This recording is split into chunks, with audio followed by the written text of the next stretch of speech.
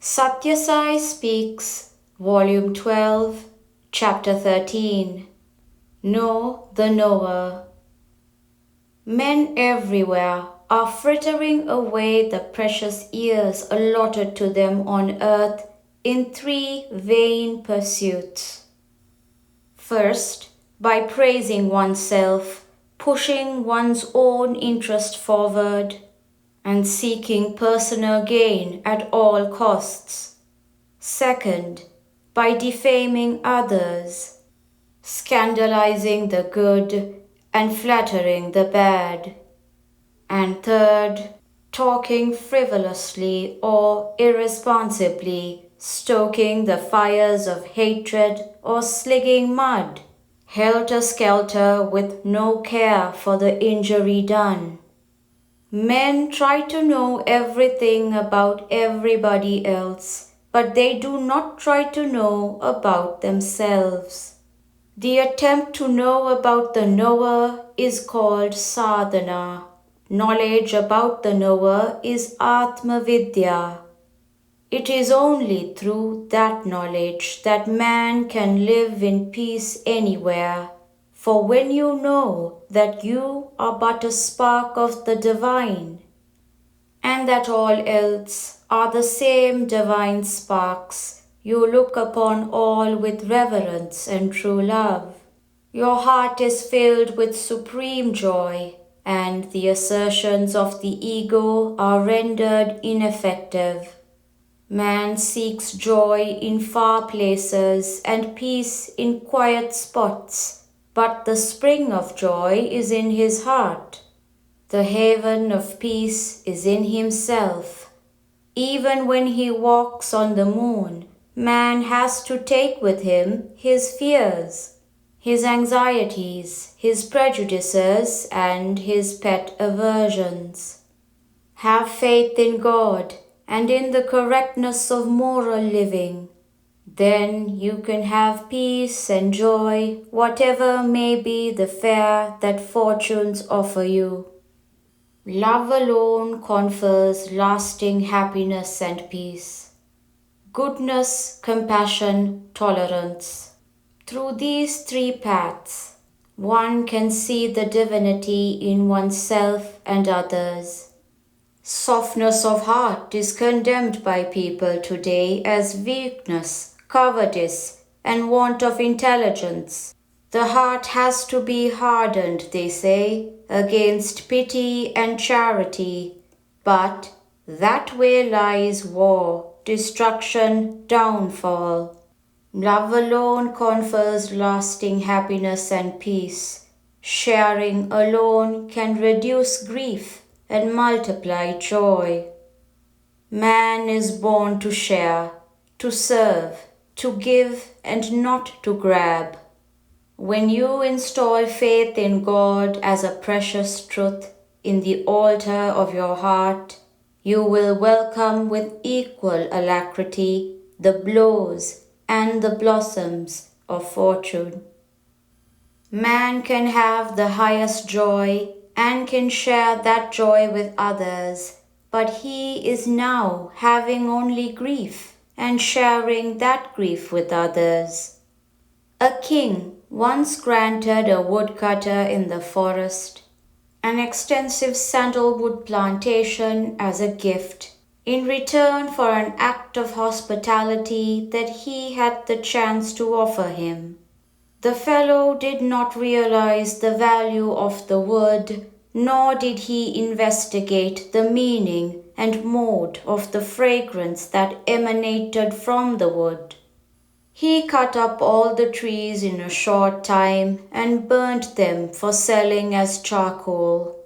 Most men waste their lives. They make charcoal out of the sandalwood, and they are happy at the few chips they get in exchange.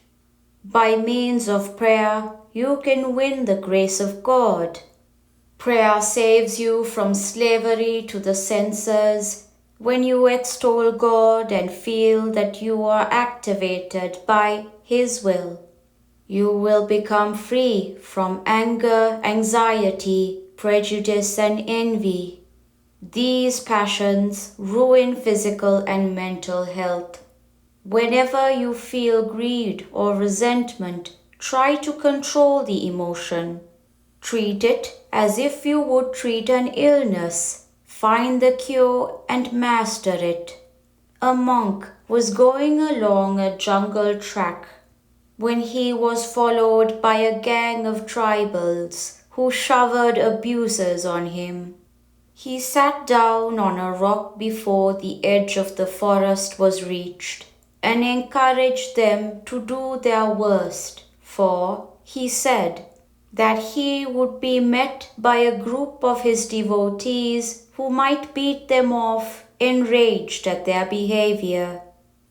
Discipline is the mark of intelligent living.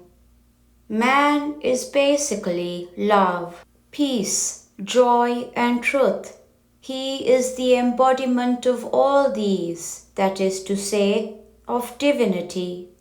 He ought to behave only in accordance with his basic traits, but he overlays upon them the false traits of I and mine and tarnishes his own personality. How to get rid of this tarnish is the problem considered by religion everywhere. Bhajan, group singing of devotional songs, and Namasmaran, remembering God's name, are fine cleansing processes. Only the mind must dwell on the sweetness of each name and become sweet as a consequence. They must be done as a regular discipline with the awareness that they will yield good results. They should not degenerate into mere mechanical routine items of a crowded schedule. Discipline is the mark of intelligent living. Parents should not allow children to fall away from their control and wander about without compass or anchor. Many parents feed and fondle their children and then, in the name of freedom, leave them to find their own friends and pleasures. They take them to films, regardless of the impression they create on their tender minds. They entertain the friends of their children, but do not inquire their antecedents or habits. They even encourage their children to smoke and drink, not knowing they will one day have to rue their action. They thus declare by their actions that they are the enemies of their own progeny. The path of life has both ups and downs. I like children. I take great care of them. I pay them great attention. I give and advise parents to give them proper advice at the proper time. I insist on discipline, on reverent obedience to parents, on regulated food and play, on rigorous allocation of time for study, bhajan, meditation, etc. I also recommend some items of service, like nursing the sick. I condemn frivolous talk, luxurious living, deleterious habits, addiction to films, horror comics, pen friends, exotic dress, outlandish hairstyles designed to draw attention to oneself, etc.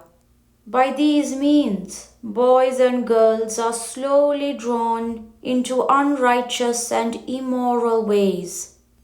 Discipline trains you to put up with disappointments. You will know that the path of life has both ups and downs, that every rose has its thorn.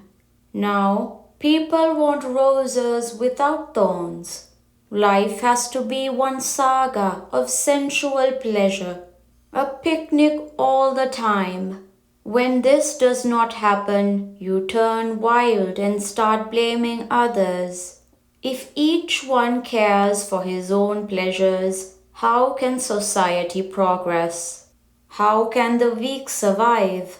mine, not thine. This sense of greed is the root of all evil. This distinction is applied even to God. My God, not yours. Your God, not mine. I am indeed very happy today that I could spend some time with you, children of the Ramand home. To spend some time in divine presence is a fortune which is the reward of past merit. You are here going through sentences from coups for delinquencies. Let me tell you that all men are undergoing sentences for long or short periods, with simple or hard labor, to atone for misdemeanors and crimes done by them in past lives. Every fall makes a dent.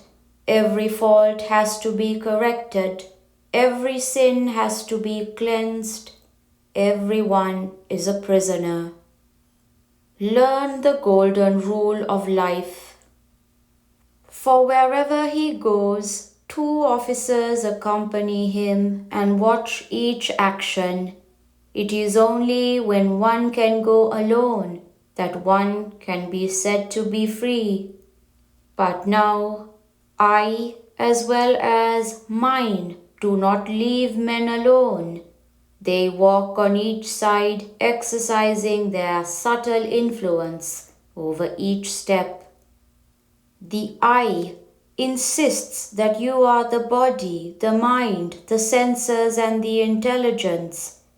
It encourages you to care for the strengthening of the body and for its beautification, to cater to the fancies that attract the mind, to pursue the fleeting pleasures of the tongue and eye. It tells you that reason is the only instrument for measuring truth and decries intuition and experience. The mind teaches you to grab, acquire and possess merely for the joy of possession and the joy of depriving others of things of value. But the mind can also be used for liberation from these 2 shackles, I and mine. Let it be fixed on God. They will both disappear. You must examine every act to find out whether it will cause pain to others. If it does, withdraw from it. Don't do to others what you do not like to do unto you. This is called the golden rule. Yes, it is the best test for distinguishing right from wrong.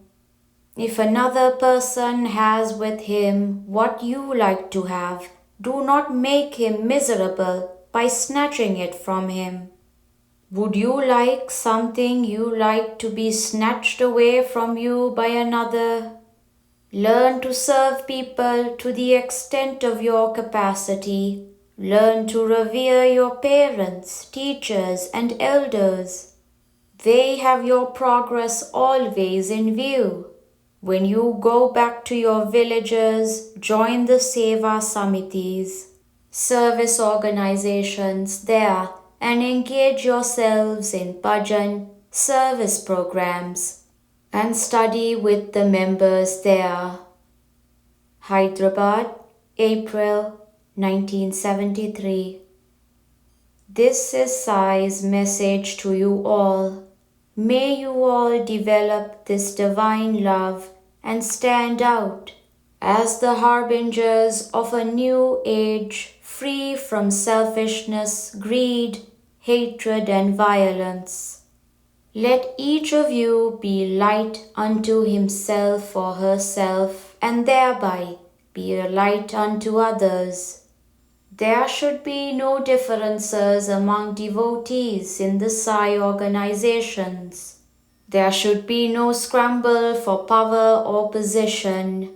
What matters is the purity, intensity, and sincerity of the devotion and the spirit of selfless sacrifice in which Each devotee renders service to the needy and the suffering.